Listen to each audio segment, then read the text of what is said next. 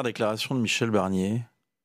Michel Barnier a plusieurs avantages, je trouve, en termes de profil et en termes de contenu de ce qu'il a énoncé. C'est qu'il montre très clairement qu'il essaye de vouloir reprendre, non pas uniquement son programme qu'il avait énoncé lorsqu'il était candidat à l'élection présidentielle à travers la primaire de LR, mais un ensemble de mesures qui correspondent aux préoccupations des différents partis qui ont été représentés aujourd'hui à l'Assemblée nationale. Quand il parle de dette écologique, je pense qu'il s'adresse à une partie du nouveau Front populaire. Quand il parle de l'éducation, il parle notamment au président du groupe de Renaissance, qui était son prédécesseur, Gabriel Attal. Lorsqu'il parle de travail, il parle un peu de Laurent Wauquiez. Lorsqu'il parle d'immigration, il essaie de répondre aux préoccupations des électeurs qui ont voté pour Marine Le Pen. Donc il montre très clairement qu'il a été choisi pour un profil. Si par cas on fait une comparaison avec notre voisin, il est un peu le Mario Draghi français, pour résumer. Et il est là uniquement non pas... Moins techno quand même que... Moins techno parce qu'il a un parcours plus militant et on reviendra dessus, il a un parcours plus local, etc.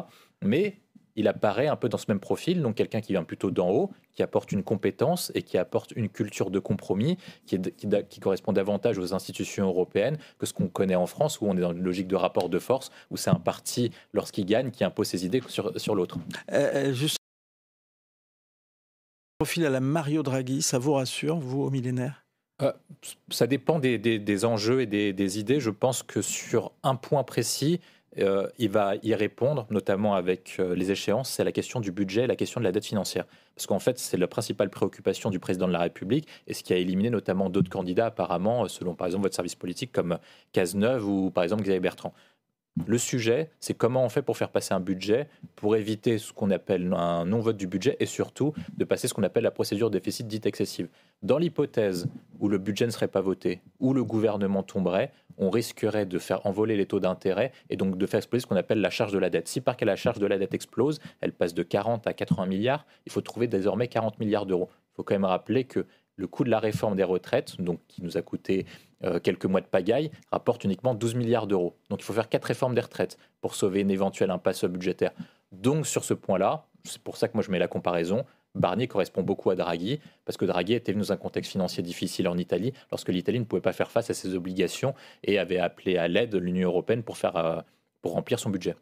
L'absence de volonté vous rassure ?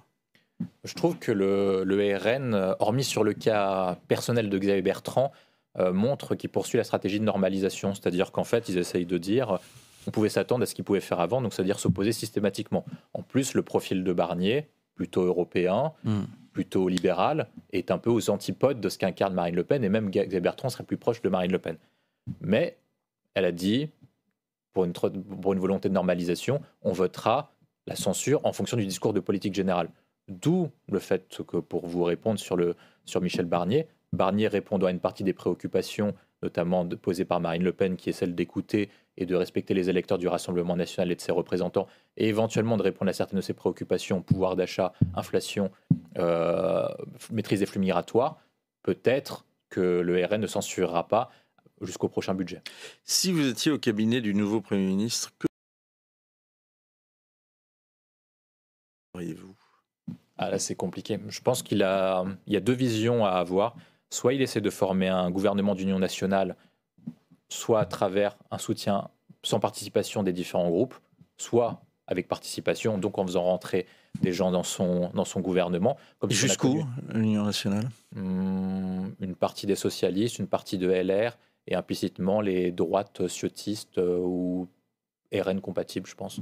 Le sujet, la majorité électorale, la majorité de Barnier est plutôt là-dessus, parce que ce qu'il faudrait, c'est un peu s'inspirer comme ce qu'a fait le général de Gaulle après 1945, donc faire un programme type reconstruction Conseil de la Résistance, et se dire, voilà, on se met d'accord sur 4-5 priorités, sécurité, police, justice, éducation, économie, etc.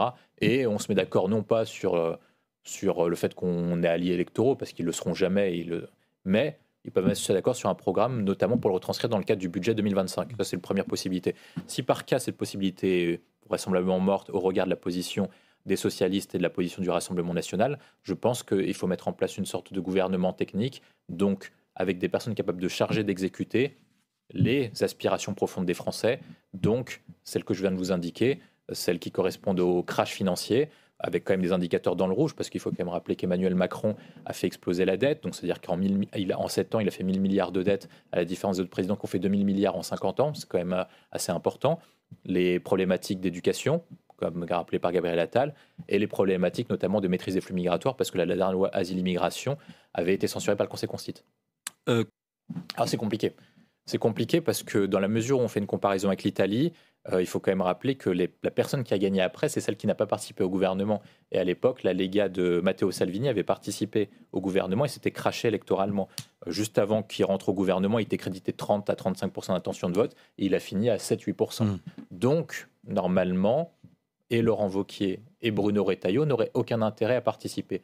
Par contre, ce qu'ils indiquent, et je pense que ce qu'ils font actuellement, c'est dire qu'ils ne veulent pas participer à un gouvernement, mais ils veulent influencer sur les idées. Et je pense que leur objectif, et leur intérêt plutôt, c'est de dire, nous, on a été élus pour porter des idées, pour porter des valeurs, mais on n'est pas là pour notre carrière personnelle, on n'est pas là pour des postes, et on est là pour faire avancer des idées. Donc, pas législatif par exemple, vous faites avancer... Ils vont avoir du mal à le convaincre, hein. Sur le fait qu'ils ne sont pas là pour leur carrière personnelle. Hein. Non, mais de toute façon, vous avez interrogé quelqu'un tout à l'heure sur la cote de popularité des personnalités politiques. Toute la classe politique a été éclaboussée depuis la dissolution. Toute la classe politique, si vous interrogez les Français, disent qu'ils sont davantage là pour leur intérêt personnel que pour l'intérêt du pays. Et je pense que c'est là le sujet. Par exemple, ce que vous me demandiez, c'est ce que avait besoin Barnier, ce qu'avait besoin la droite, ce qu'avait besoin le RN, ce qu'avait besoin Gabriel Attal. Ils ont tous besoin de montrer, dans l'hypothèse d'élections anticipées dans un an, en septembre 2025, qui sont là parce qu'ils peuvent agir, concrètement auprès des Français, et c'est ce qu'il a dit lors de son discours de passation, il n'est pas là uniquement pour parler, mais il est là pour agir, donc concrètement, qu'est-ce que vous êtes capable de faire ? Et deux, montrer que vous avez de l'influence, c'est-à-dire que voter pour un député RN permet d'avoir tel truc, pour voter pour un député de droite permet d'avoir telle chose, voter pour un député Renaissance permet d'avoir telle chose, et voter pour un député NFP permet d'avoir telle chose. Si par cas vous montrez que vous êtes capable d'influencer l'agenda législatif et donc d'avoir des victoires, je pense que les électeurs vous écouteront davantage. Oui, ça c'est une question, parce que prisonnier d'Emmanuel Macron. Le sujet qu'ils ont sur Emmanuel Macron, je pense, est... À partir du moment où ils ont refusé de faire ce qu'a fait Ciotti. Hein. Oui, bien sûr. En fait, ils ont un sujet, c'est que eux représentent une droite dite indépendante. Et il reste toujours des électeurs qui votent pour ça. Dire que malgré toutes les turpitudes, malgré Ciotti, malgré le nombre de ralliements successifs envers Emmanuel Macron, il y a toujours 10 à 12% des Français qui votent pour cette force politique. Donc, ils sont attachés au fait qu'ils soient alliés ni à Macron, ni à Marine Le Pen. Ça vous permet d'avoir une base, donc sur un programme précis, davantage... de sécurité, davantage de maîtrise des flux migratoires, davantage de régulation des dépenses publiques et des prélèvements obligatoires. Ça, c'est à peu près leur programme. Maintenant, le problème qu'ils ont, c'est de savoir où est-ce qu'ils vont piocher des électeurs supplémentaires.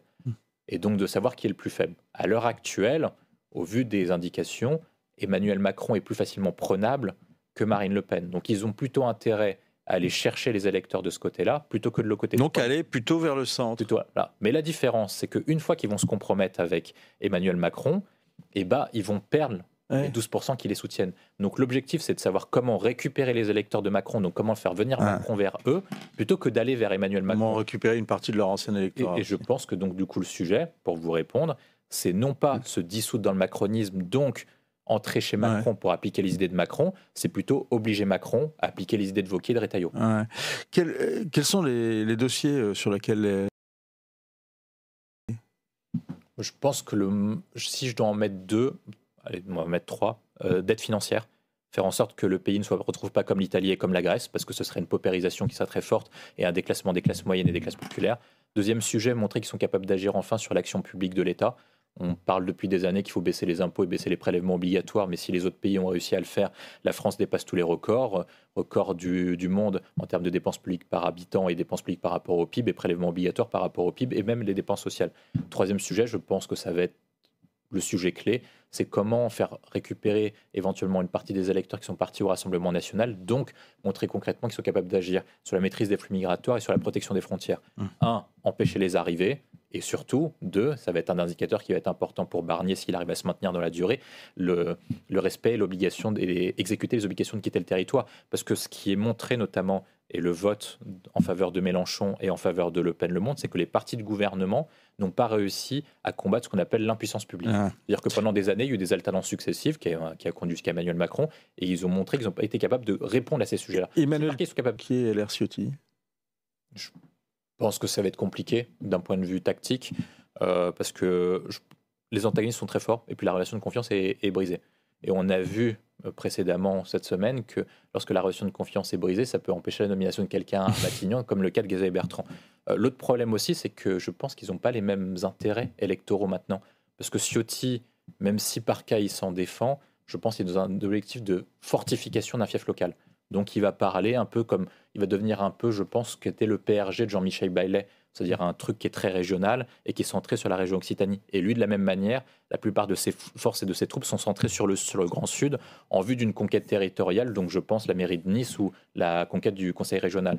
Donc les intérêts électoraux n'étant pas les mêmes, je ne suis pas sûr qu'ils ont intérêt à se rapprocher. Par contre, est-ce qu'ils peuvent rétablir les ponts, notamment lorsqu'ils ont des intérêts communs? Je pense que le cordon dit sanitaire n'est pas forcément utile.